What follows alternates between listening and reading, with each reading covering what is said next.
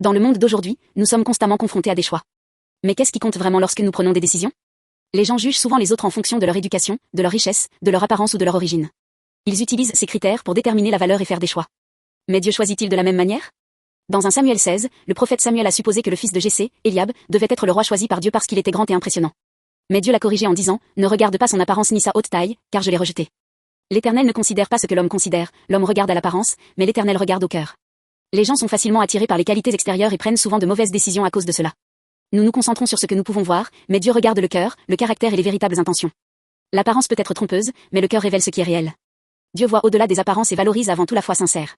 Alors, comment pouvons-nous suivre la norme de Dieu dans nos propres décisions? Premièrement, nous devons reconnaître que ce qui est visible n'est pas tout. Peu importe l'apparence impressionnante de quelque chose, nous devons examiner nos critères et nous assurer que nous faisons un choix judicieux. Deuxièmement, nous devons accepter que nous ne pouvons pas pleinement comprendre le cœur des gens. Seul Dieu connaît leurs véritables intentions, et nous devons donc rechercher sa direction. Troisièmement, nous devons examiner notre propre cœur. Tout comme les autres peuvent avoir des motivations cachées, nous devons aussi vérifier nos propres intentions. Au lieu d'être attirés par ce qui semble bon, nous devons apprendre à valoriser le caractère intérieur plutôt que les qualités extérieures. Lorsque Jésus est venu dans ce monde, il ne correspondait pas à la définition du succès selon le monde.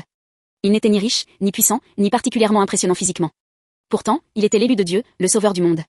Bien que les hommes l'aient rejeté, Dieu l'avait déjà choisi. Jésus est venu porter nos péchés et est mort sur la croix pour nous. Il ne nous juge pas selon notre apparence, mais il voit notre cœur et nous aime. En Christ, notre valeur et nos choix sont transformés, et à travers lui, notre vie s'élargit. Que nous alignions nos critères sur ceux de Dieu, en faisant confiance à sa sagesse et à son élu, Jésus-Christ.